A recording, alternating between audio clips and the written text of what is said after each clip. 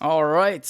Some of the words that my friends might use to describe my next guest would be a genius, a witch doctor, a Nobel Prize winner, an Elon Musk, a valedictorian, a bookworm, a damn miracle worker.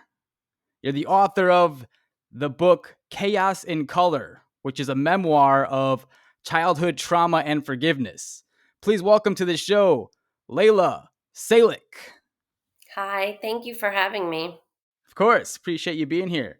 I haven't spoken to someone in quite some time, so it's nice to see somebody's face. I haven't been touched in longer, but you know, that's not in a perverted way. That's in a loving way. I just ever since COVID, it's been weird. The social relationships have just been kind of out of reach and out of touch. Do you feel the same way, or have you been pretty good?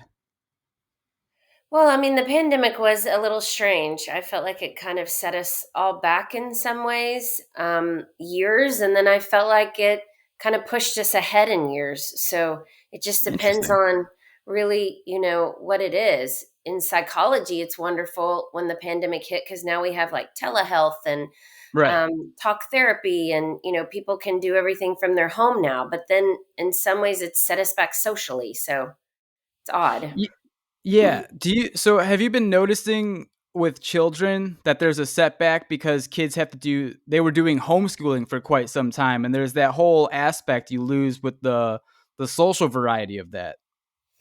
Children have regressed significantly, Oh like boy. years of regression. Academically, all Yeah. scores are the lowest they've ever been in the history Oh. of doing scores.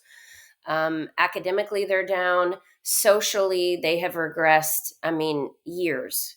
Yeah. It's behaviorally they've regressed. I mean, it's really taken a toll on our kids, and really, I'm not even sure that we even know the whole effects of it. Do you have any kids yourself?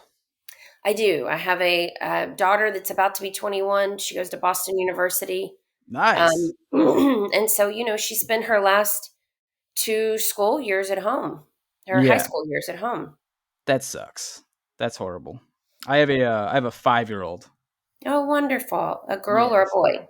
I have a boy. Oh, Boy. that's fun.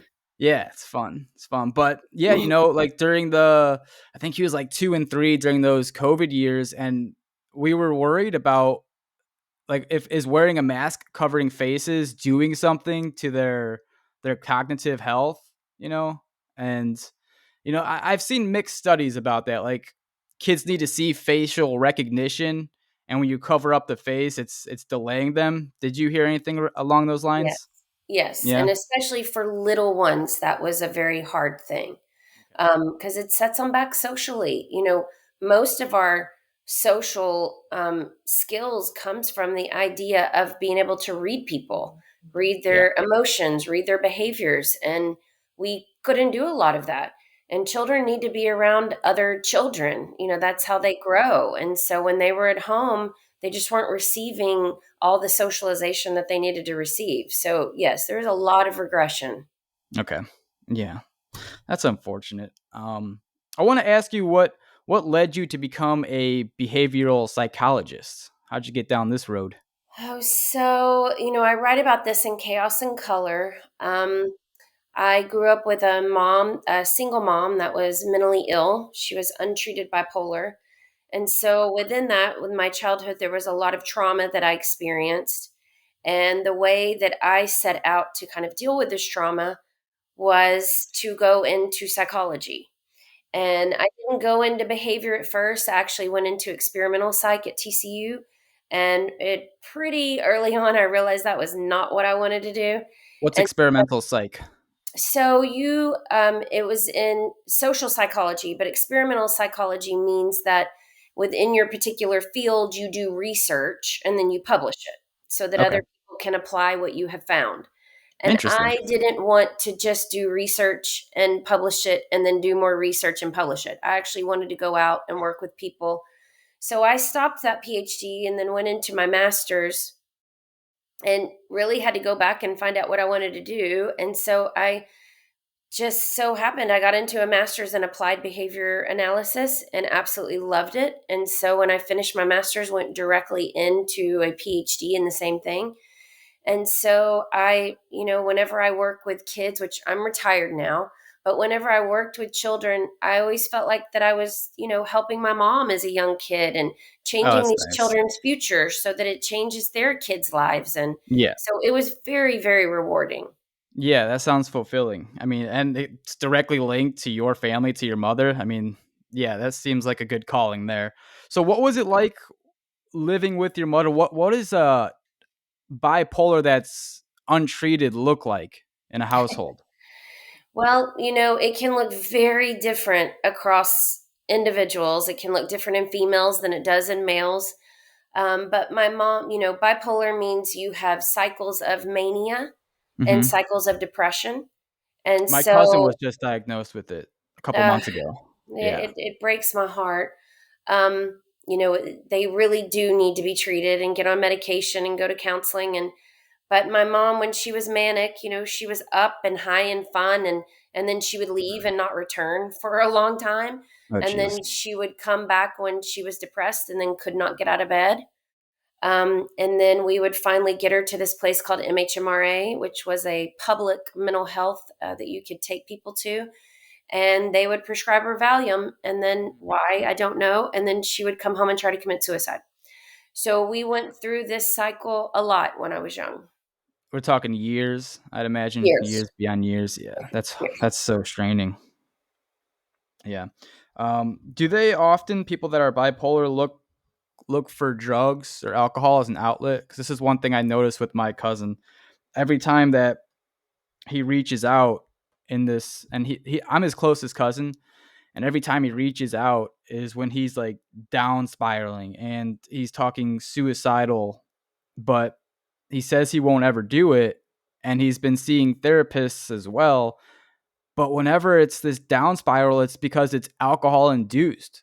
And he's like, it's the only thing that helps. I'm like, is it really helping though? Because whenever you seem to drink, we end up in the same spot, and it's you texting me saying how you hate your life and nothing's going as it seemed. And it all started with a girl, but like his marriage got, they're going through a Yeah, I divorce mean, right now. So a yeah, lot of times I think it's in upwards of over 90% of marriages that have a bipolar individual, they end up in divorce, which is sad. But during yeah, the mania phase, typically they will drink and do drugs and seek that out. A lot of it is trying to self-medicate and feel better. A lot of it is they're on a high and they feel good, um, and so they'll drink and do alcohol, and that's usually when people think they're fun and they're doing great, and then they crash, and then that's yeah, the yeah, depressive part of it, and that's when they mm, get suicidal. yeah. It's just it breaks my heart, but there is help. They do need to be on medication, they do need to be sober, um, and they do need to stick with therapy. I mean, Is it's it a genetic? lifelong thing. It is. We do know that there is that is genetic. Yes. Interesting. So because both my cousins have it, and I know that my grandma on my dad's side had it, Hmm. but I don't have it, my brother doesn't have it, my mom doesn't have it, but a lot of people on my other side have it. Yeah, It's it just the it luck of the is draw or genetic. what? Yeah, you don't just come up with it out of nowhere. It definitely is genetic. Um, and they do need help. They do need support. That is one of the things that I write about in my book. That leaving individual, that typically what families do is they have enough, they get fed up, and excuse me, they will end up leaving them.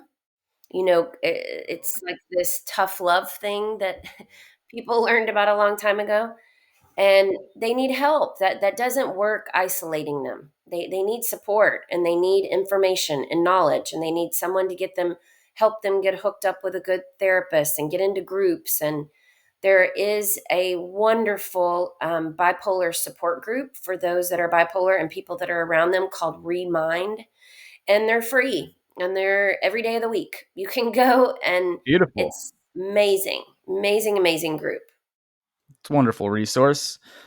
Um, is there something that can trigger the bipolar? Like, we understand that you're born with it, so it's genetic, but is there something that can, like, say you go like the first 17 years and you don't notice anything, and then all of a sudden something makes it come on site, or like Are you pretty Well, we sure you? call it breaking, which Yeah. Okay. means that it comes out typically your late teens, early 20s. Hmm. Um, working with kids, we can see signs of it when they're Yeah. young.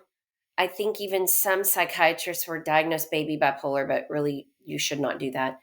Um, but Mm. you can kind of see some behaviors of it when they're younger, but it won't be as pronounced and it won't be something that really a lot of families will cue into. But you will start to really see it late teens, early 20s, and that's when the cycles become very pronounced. And some people can rapid cycle where they'll go from mania to depression within a week. Some people, they have longer cycles. It could be monthly. It just depends. Everybody is really different. So you seem like an extraordinary case, like a rare case, because your mother had bipolar, but you came out on the other side for the better. I'd imagine it's not like that for most people. No, no, it isn't. Yeah. I talk about this in Chaos and Color. There was a psychologist that I worked with, and she, you know, at one point really sat me down and said, "I want you to take this measure, and it's online. People can get it, um, and it's like about 10 traumas that you can have in childhood." And she was like, "I want you to check off all the traumas that you've had." And I had 8 out of 10. The Oh only my two that I god. did not have is I was never sexually abused and I didn't have a parent that went to prison. Had all the other ones. And then she said, "I want you to take this resilience questionnaire." And that's also online. You can get it online. And out of 14 of the resiliency, I had 13. And she said, "That is why you made it, because you were so resilient." So, a Wow. lot of people, if they have a lot of trauma, but they're low on resiliency, like they don't have people around them to support them. They, they told themselves that, them being abused was their fault. There's many things that go into it. They never felt like somebody loved them. They didn't have some support. They didn't get support from school. They didn't have one of the most beautiful things that I learned in research is that when someone goes to prison, Hmm. if they just have one person that checks on them, writes to them, calls them, the likelihood of them going back to prison goes down significantly. Really? And that is basically what resiliency is that you can get out there and do it. You have people that are support you. You know that there's someone out there that loves you. And I did have that. I put that in my book. I have very different chapters of my grandfather, being with him on this every summer when I was little, and knowing that he loved me and that I had people that Mm. cared about me, another family that cared about me. And so it is sad when you have children that are with parents that are, for whatever reason, fighting addiction or fighting mental illness or whatever they're fighting, and they're very isolated and they don't have anyone. Yeah. Those are the kids that you really need to worry about. Okay. Wonderful. Wow. Yeah, you've been through a lot.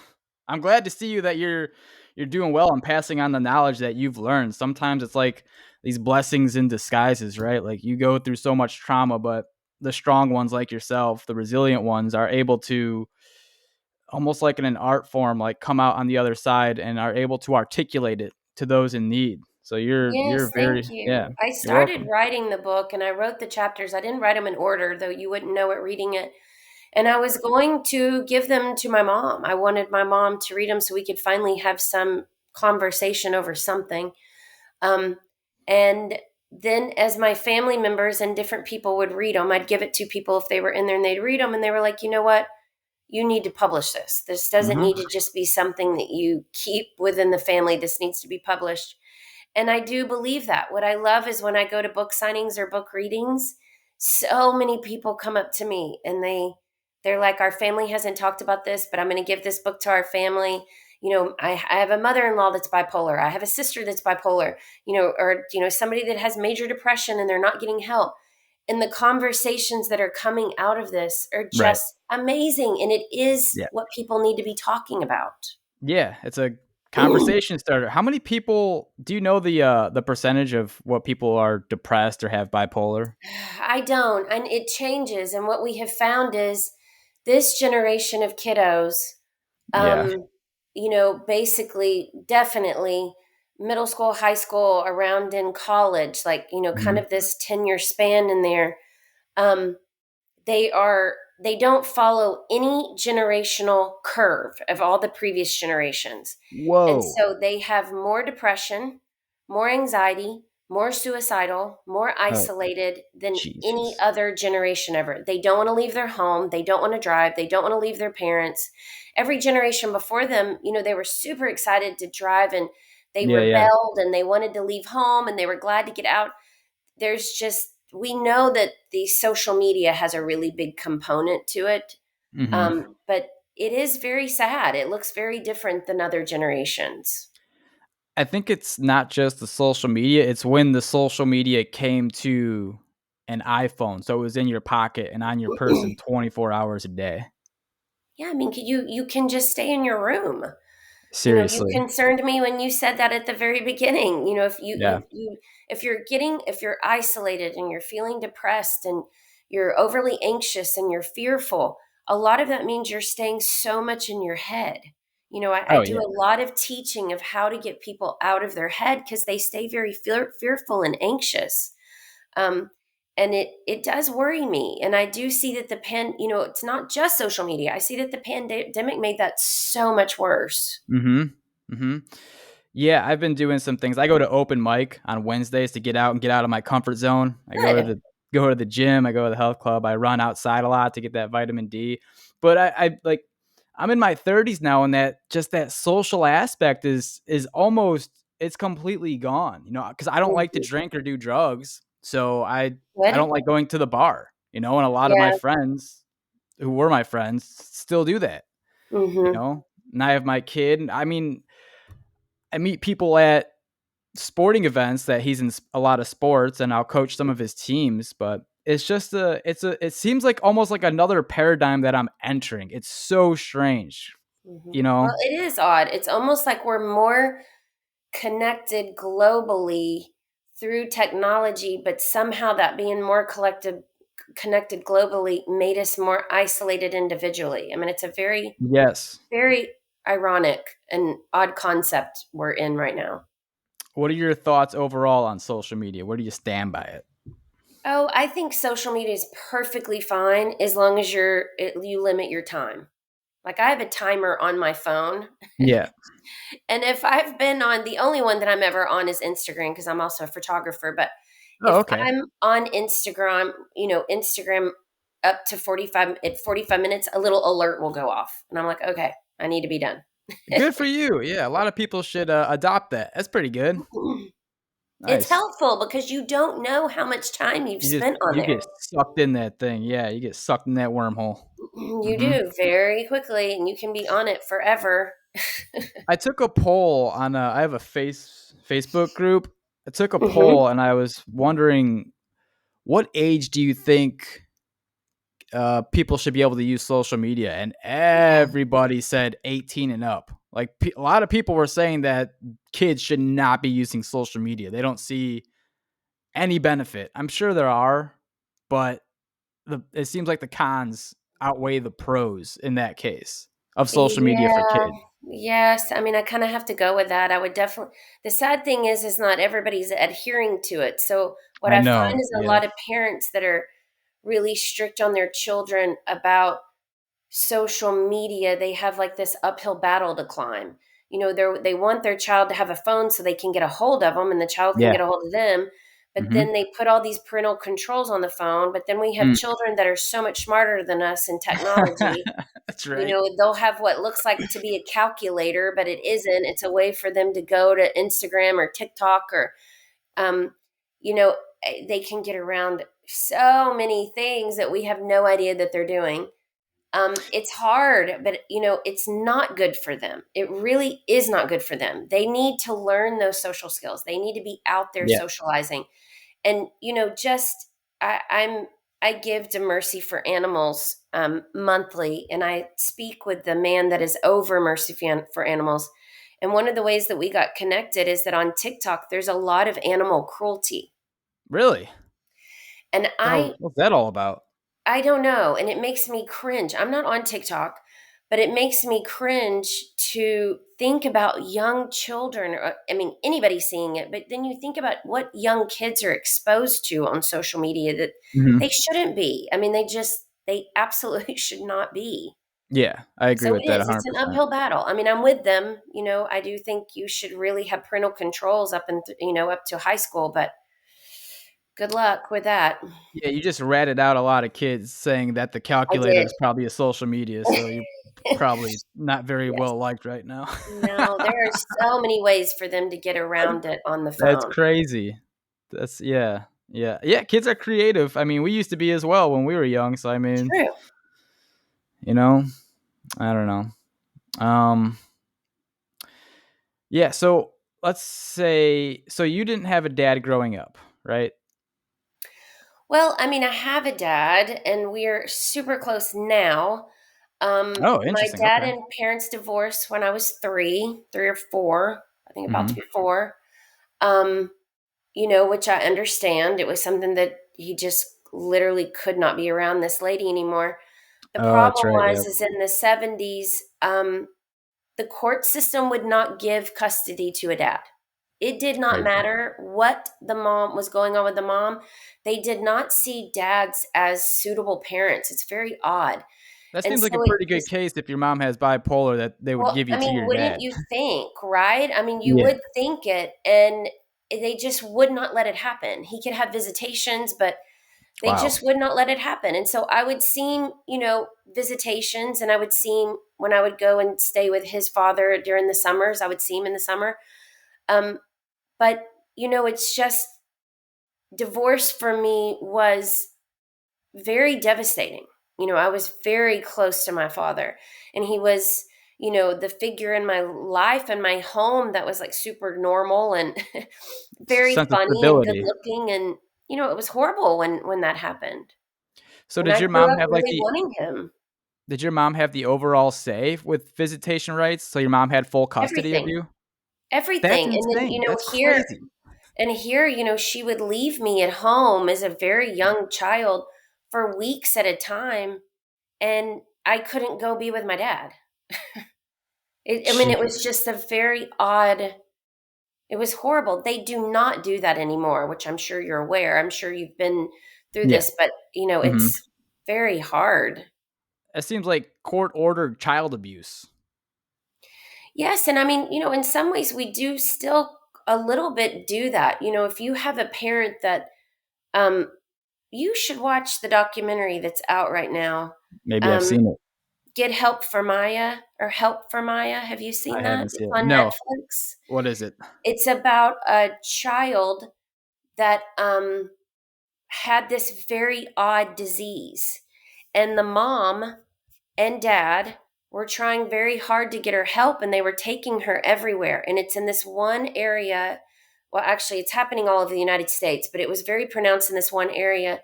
And the hospitals made it to where they got custody of the child, and the child was there in the hospital with them, and the parents were not allowed to see the kid. They thought that it was Munchausen's by proxy, and so they wouldn't let the mom see him. The dad finally got What's to that? see her a little bit. What's The mom Munhausen? ended up committing suicide because she couldn't see her daughter. They eventually found out that yes, she did have a real disease, and it was just the parents trying to help. Um, and then when this documentary came out and this court case opened up about it, all these families started saying, "Oh my God, this happened to me too. They took my Whoa. kid away. I couldn't get my kid back." And so we do still have very significant problems that if CPS or the state thinks at all that you're doing anything to your child, they have full rights to come in and just take your kid. And Oh, then it that's takes bullshit. you a ridiculous amount of money and time to get your child back. And now your child's like been sitting in foster care getting, who knows what's Yeah. happening to them. But it's insane. But they just were awarded. The documentary is out right now on Netflix, but they just were awarded $281 million for what they did to that family. That's a lot of money, but it doesn't bring back your mom, you know? When that's literally what the daughter said. The daughter is in college now. And I mean, it's Shit. horrible. They wouldn't even let her say goodbye to her. It's so Wow. sad. That's yeah. But yes, I mean, I can That's talk sick. about what they did in the 70s, but yes, there's still a lot of work to be done when it comes to CPS and the foster care and family courts and Why do they hold so much power? The CPS, like how did that happen? They think they know better or than the families or like you how do know, they I have so much power like that? I really don't know, and I can say that there have been times in my decades of working with children that I have intentionally called CPS to get a child help and I can't Mhm. get help. Oh my god, okay. So you tell me That's why they crazy. decide to respond. I don't know. Not one time did anybody when I was young get me Right. help. Right. Yeah, you And come the from it schools knew too. something was wrong. I failed the 8th grade because I missed 89 days of school. The school Whoa. knew something was wrong. Nobody did anything. Now, did they contact CPS? I have no idea. Maybe they did. But I have had many, many cases where I've contacted CPS and they've never done anything. So I don't know. That's insane. That's That's you. insanity to me. You just came up with like a huge problem that we're all wondering. I don't know. Yeah, I'm gonna look into it. That's nuts. Maybe I can get someone on here from CPS on the That podcast would and be wonderful. And it may right. just be they have so many cases. I don't know. And underfunded like most of our state. I don't know. Yeah. I don't know. Well, that's you being nice. It's probably not. Yeah, I don't know. You know? Strange.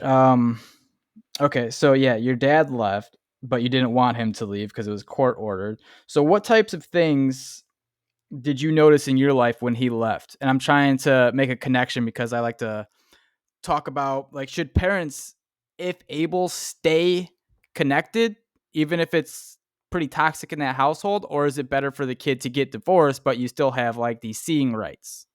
Well, I have a whole big opinion on that. I do have a feeling that people get divorced too soon. I think people get Mhm. if they're like any little thing they're uncomfortable over, they don't want to deal with, it's like we can just get divorced. And to me it becomes very selfish. If you don't have children, do what you want to do. Sure. But when you have children, I do think you should go to every possible link to try to fix what's going on in the home. I mean, I think family counseling needs to occur, individual counseling needs to occur, your child needs to be in therapy. Like, I think that you need to do everything possible to keep this family together. In any relationship, there are ups and downs. Life is not this perfect little wonderful thing in a bow, and it isn't ever going to be. And loving someone doesn't mean when lust is over, I'm done and I'm getting out. You have kids involved. So I do think people need to be more intentional and more serious about I'm getting married and I'm really going to stay married, or don't get married. But if it is very toxic and people are being abused and beaten and there it's a very horrible situation, yes, you need to go. And then the child needs to be in therapy. Therapy needs to be central for the child because nobody realizes, parents don't realize how much a child takes on that burden and guilt that the parents divorced. A lot of times they Even if feel you like it's don't their see it right fault. away, right? Because sometimes it takes a little bit for it to present itself. Like it might just seem like normal going for the first 3 years, Mhm. because it's a baby and you're just doing these things. It's always with you. It's not acting out, but then Mhm. eventually something will happen. Yeah, I mean, in my experience, my parents divorced like 3 or 4, and around like 5 or 6, I would have these fits where I would cry so hard that nobody could get me to stop crying, and Wow. the only thing that would get me to stop crying was my dad. And so they would have to Really? like get in the phone book and try to find my dad and like, "Where's my dad?" And I was just so devastated and sad that he was not around. But nobody ever, we were very poor, but we never had anyone talking to me about it or talking to my mom about it or dealing with my dad. Like, they're just people so many times just say, "Oh, we're going to get a divorce and it's going to be fine. I'm going to make sure that the child sees his mom or his dad. We're going to share custody. We're going to do all this." without realizing that that child has taken on so much and they're so sad that they're not both in the home. It's fair, even if it's toxic, that is their mom or dad. We find that kids, even if they've been through a lot of trauma, which I had 8 out of 10, I still loved my mom. Yeah, yeah. You still love your parent. A lot of damage is done to a child when you're bad mouthing the other parent. Yes. Um, it changes their chemistry when they see their parents fighting. There's just so much research on that. And so my first initial thing is only get married if you're really serious about being married, be intentional about it, go to counseling before you get married. And then you're going to have problems in a marriage, stay in counseling or get couples counseling when you're in it. If you know you've been fighting in the home, get your child counseling as well. Go to family counseling. But if you get a divorce, don't forget that child. The child needs help as well. So you got to see your dad at least when you were growing up. So what does it look like for kids that never met their dads? The dads just bailed on them. They never met them. Is It's it horrible. Yeah, it's horrible. Is it easier though since they don't know what their dad was so they wouldn't look at that person as a blanket kind of like you did because you knew he existed? I First of all, my dad was not around as much as I would have liked for him to be around. There were many times that I didn't have visitations with him, and a lot of that had to do with my mom and him fighting. But um, I there's always a longing in children to find their parent and know their parent. They always feel like something is missing in them. They could definitely have significant abandonment issues. um, it will end up affecting their relationships. What does that And result so, in? What does that look like? they, any number of things. I mean, the way people can log this in is any number of ways. One of the big significant things is you have no idea the parent that's still remaining, what they're saying about the parent that's gone. That also has significant impact on the child. Um, I am a firm believer that everyone needs to be in counseling. I am a firm believer that whatever you've been through, you need to handle before you enter in a relationship with someone else or get married or have a child. Um, any little thing that you are carrying with you, what we know is whatever childhood trauma you have not fixed before you get married, you will end up attracting the exact same problems because your brainstem wants you to continue to fix whatever you did not fix in your childhood. So you attract that to you so That's that you crazy. keeps playing it out so that you fix it. And the problem what happens is people go, "Oh my god, that's so weird." Like I married someone that's bipolar before I realized what was happening. And so you're like, "Oh my god, how did that happen? Why did that happen?" Because everything that I had in my childhood, I did not fix before I got married. So I attracted that to me, and that's what I'm doing. So then say my husband acted bipolar, he's doing all this and I'm like, "Oh my god, well, I'm getting a divorce." So I get a divorce, which I do not. We are still together. Everything's fine. But if I got a divorce and then I went out there and I still did not fix my issues, I'm going to attract the same thing again. So you hear people that go, "I keep dating the same girl. I keep marrying the same man." Well, of course you do, because your body is trying to correct that and fix those issues. You just don't realize that's happening. So I say go fix it before you involve a little kid in it that has no idea that they're coming into such generational trauma that now they're going to have to try to fix. That's insane. Sorry, I was just looking at like my entire life while you were speaking about that. Oh my god. A lot of people don't realize that, and it makes so much sense what you do, and Yeah. literally what you just did is what people do. They're like, "Oh my god, I did that." And I do, like, even my first love, I probably am very certain he was probably mentally ill or at least had addictions. And didn't even realize what I was doing. Like, you don't really, you just think, "Oh my god, I'm so in love, that person's amazing." And then before long the problems bubble up that you didn't deal with in your childhood, and you're like, "Oh my god." And then you're like, "Well, I got to get a divorce." And really, Wow. Probably y'all could probably stick together and go to Yeah. counseling and do what you're supposed to do, and it's going to be fine. And y'all could be the ones that stop the generational trauma, Mm-hmm. Yeah. which is hard to do. So my family is a very weird case, I would say. My dad left when I was probably around 13 years old, but my parents never got divorced. They've been separated for about 22 years. And I see him maybe like 3 or 4 times a year, if that. But they haven't got divorced, but they're separated. So I live in like this state of limbo. It's very Forever. strange, right?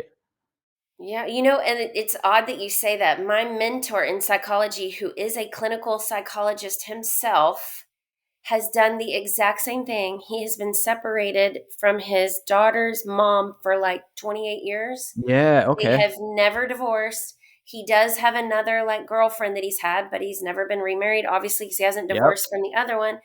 And he makes me laugh because he is a clinical psychologist, amazing clinical psychologist. That's so bizarre. So I have no idea. Whoa. So I can't tell you that your parents are going to get divorced. I don't know. They could be. This could continue to go on. Why don't y'all Maybe go to the family counseling? Why don't you talk to them about going to family counseling? I think the guy that you're talking about might be my dad because he has a girlfriend too. So Oh, wow. How funny. yeah, yeah, he has a Well, maybe girlfriend, go to still family married. counseling. I mean, I would be down for it. My mom would. I mean, we can't. It would be impossible to get my dad. It would be impossible. He's in Florida now, and he's just doing his own thing, and rarely talks to us. By family, you would mean everybody, right? Like he would have to be involved. I mean, listen, I always say whoever goes to family counseling, you are changing the energy and the consciousness around your entire family. So if you just went to counseling, you would change you, you would change your son, you would change your interactions with your mom, your interactions with your dad. If you get your mom on board, that changes her interactions with people. It is it is just so needed for people to get in there and see your patterns and see your behaviors and look at everything honestly and call it by its right name and really sit there and analyze it. It changes everything. Yeah, I'm Everything. afraid they would lock me up in a white room and throw away the key. Well, let me just say I've worked with families for decades, and there is no quote unquote normal family. Everybody's dealing with something. Everybody has something very odd. Everybody has something that they're like, oh my God, I don't want anybody to know this. That's every family. I mean, humans are a mixed bunch here. Yeah, that's one thing I really drive home on this podcast, is that every family is different and you can make it Yes. work. Every single family is different. So don't have these expectations of what a perfect family looks like, because you'll be unsatisfied. It's not realistic. Your Yeah, family and is then your you'll get family. a divorce and you'll end up in a I mean, that's why, and then the second marriage, it's, the percentage of it goes down to like 30% chance of working. And then the third marriage goes down to like 10% chance of working. And really all you've done is marry the same exact person. And all you had to Crazy. do was work on yourself. And then you would have then you would be vibrating on a different level and you would attract somebody on that level that doesn't have those issues because you no longer have those issues. What is your stance behind forgiveness? Like, let's say that Oh, I'm so glad you asked me that. sure, yeah, let's say that someone, you know, knocks up their girlfriend and then leaves the picture, never to be seen again. So the dad is just out of the picture. Like, where do you stand on forgiveness? So, did my publisher ask you to ask me about forgiveness? No. So, Uh-uh. forgiveness is the main message that in my book readings, signings, podcasts, whatever that I've been talking about. That's how I end the book. And I wanted to be very explicit in my book about the trauma and what I dealt with so that at the end, people see that I forgave. So if I can forgive 8 out of 10 traumas, I am very big about you should forgive everyone for everything all the time. Wow. We are Wow. on this planet to forgive. You You make it are sound no easy, better right? than anyone else. It's not easy, but I will say the quote that I end my book with. And if you can put somebody in your head right now as I'm saying this, that you need to forgive, that you need to do some work on, and you'll see how automatically forgiveness works. So I study every morning a spiritual leader named Eckhart Tolle. And I meditate and I've read all of his books and I do everything. And I ended my book with one of his quotes about forgiveness. And he talks about forgiveness a lot. But it is if her past were your past, her pain, your pain, her level of consciousness, your level of consciousness, you would think and act exactly as she did. Herein lies forgiveness, peace, and love. And you could put your dad in that. You Yeah. could put anyone in that. And really, if we had everything that that person had, we'd be doing the exact same thing. And I'm sure that there's people that need to forgive you and I for things that we have done. Um, I am a firm believer that we would have such a kinder, gentler world if there was just more forgiveness. And I'm definitely big about forgiveness when it comes to mental illness and addiction. These people don't want to be that way. I have a saying that I say a lot, and it's hurt people hurt people. Oh my god, I say that all the time. You do. I Very do, good. yeah. It's like my slogan for this podcast. That's And awesome you just said that. well, very good. And so, they don't want to hurt people. They feel very ashamed and they feel very guilty about hurting people. And when you don't forgive them and give them a pass, you're just adding to their shame and guilt, which means you're just then adding to them their suffering. And then more suffering just spews onto other people. We need to let people off the hook. We need to forgive. Let it go. Let it go Mhm. and tell them you forgive them. Tell everyone you forgive them and truly work on forgiveness. People are always doing the best they can. They truly are. It may not be my best, but they're doing the best they can. And you adding shame to them and hurt to them and resentment to them, it hurts you and it hurts them. It does nothing for anybody. Yeah. There you Except go. that guy at the gas station that gave me the wrong change. Well, Yeah. and there is no telling what that poor man was dealing with. That's the thing, you No, never know, like, what state you're meeting somebody in. no. Like, it could be the worst day of his life, and you don't give him any benefits of the doubt. You just kinda, like, crap on him. And it's like, you Yep. don't know what he's going through. You have no idea. And I just feel like there's some, it's weird to me. There's a saying that I hear a lot of younger generations say, I have my truth. I'm going to speak my truth. Okay. And I get that.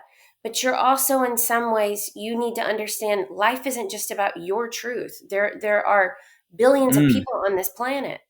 Yeah. And so, if you want somebody to hear yours, you need to also hear other people's. And you need to be just as kind and compassionate about it as you want people to be about yours. And you need to listen as intently as you're wanting people to hear you. Yeah, it's kind of an egocentric thing to say. "I'm keeping it Yeah. real. This is my truth." Yeah. So, yeah, Uh-huh. you become the, what is it, like, the main character syndrome? That's what it seems like to Yeah. me. Why Yeah. are people so reluctant to forgive? Is it embarrassment or is it the ego?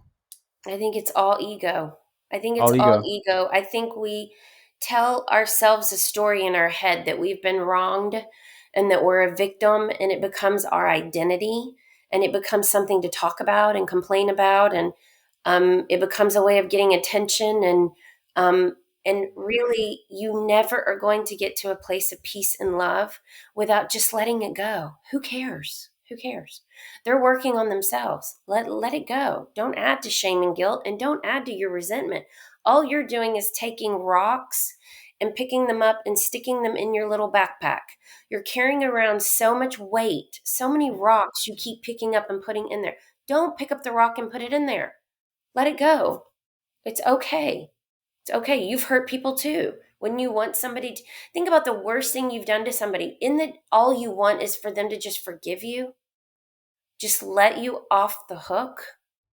And it breaks my heart when I see people with mental illness. I talk about this in Chaos and Color. When I see people with mental illness and you are so quick to judge and Yeah. hold it against them. They were born this way. They can't help it. They are doing the best they can. Hurt people hurt people. It's just the way it happens. Yeah. Do you forgive the CPS? I do. I do. You just heard me say, I will go very quickly to what I think maybe is causing somebody to put suffering out there. And I know they're underfunded, and I know that they don't have many people, and I know that there's so many cases on this planet of Mm. kids needing help. I know that. I know that. And in really some ways, I have to say, I can turn anything into a blessing. Let me just tell you, Jay, I can turn anything into a I can blessing. tell from talking to But you for in a little so bit. many ways, I'm kind of thankful that they didn't. I was home by myself. I wasn't in foster care with strangers. There are some strangers that I was left with that my mom would leave me with.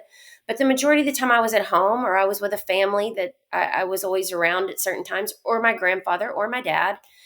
Thankfully I wasn't put in the foster care system. Who knows Yeah. what I would have been like then? I might have Right. had Right. the other two traumas. I mean, who knows? I can Yeah. always find a blessing in anything. That's wonderful. Where do you think that characteristic comes from? That seems like it's years and years of working on yourself. Maybe Yes. some meditation helps with that as well, I would It say. is. It's years and years of all of that. But Yeah. I will tell you, forgiveness is a big one. I don't believe that we're given anything horrible in this life that doesn't have but a blessings in it. There's always some way to learn. There's always something to learn from. There's always someone you can forgive and show kindness and love to. There's always something you can learn in it. And I do believe if you continue to have the same lesson, you're going to keep the same lesson until you learn from it. And then you move on. At what age do you think that you should start bringing your kid to therapy? Young. Young. How young? There's play therapy. There's play therapy for little kiddos. Um, as soon as they're speaking English and you're communicating with them, not English, but you're able to communicate with them on Only some English. level. They can speak any language, it doesn't matter. But you're able to communicate with them on some level. I mean, we have kids that are nonverbal, that, we do different types of therapy with. If they have experienced a hurt, a trauma, they need to Yeah. be in therapy.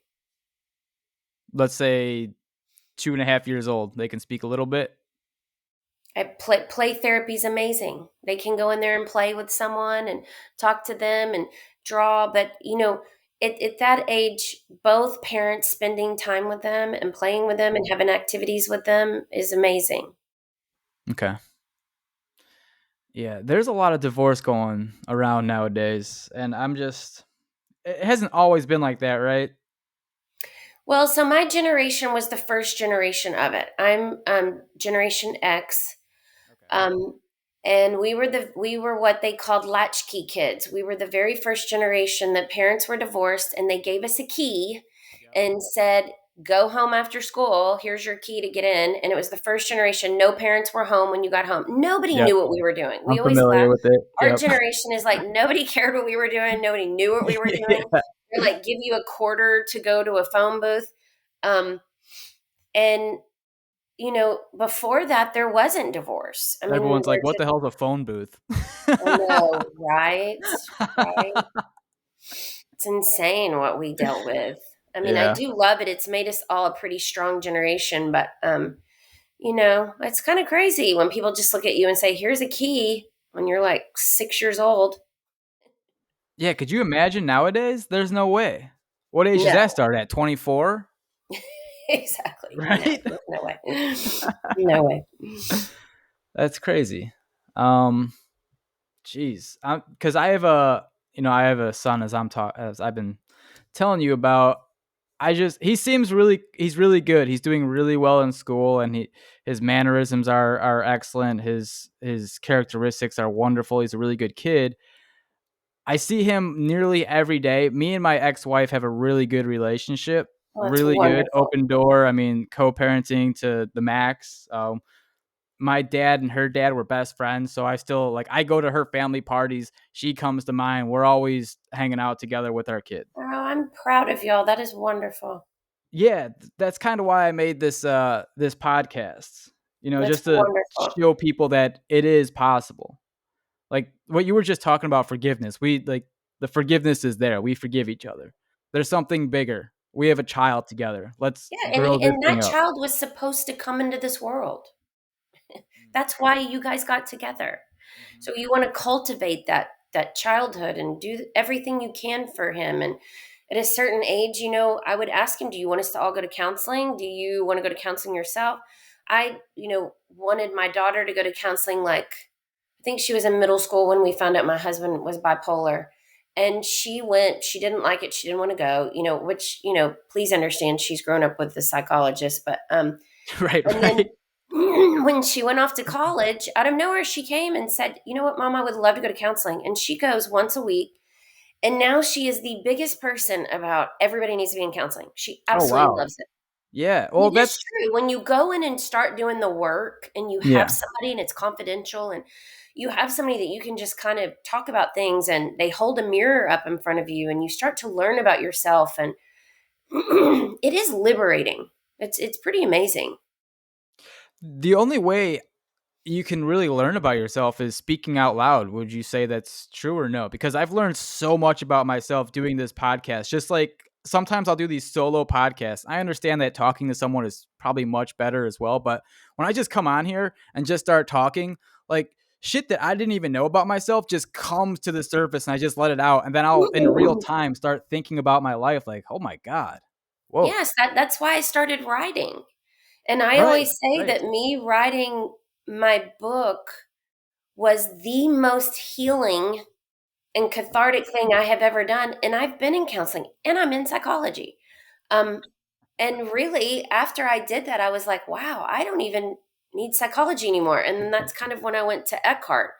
But, I kind of just, I felt like evolved past that. But I, it was writing, it was sitting down by myself and writing down what had happened and looking at it and going, oh my gosh, how are you still here? Like, what? That happened? Like, That was probably amazing. such a nice dump to get off of your chest, just like a Oh, mental dump, like felt like how much 60 stuff pounds got off off of of you. me.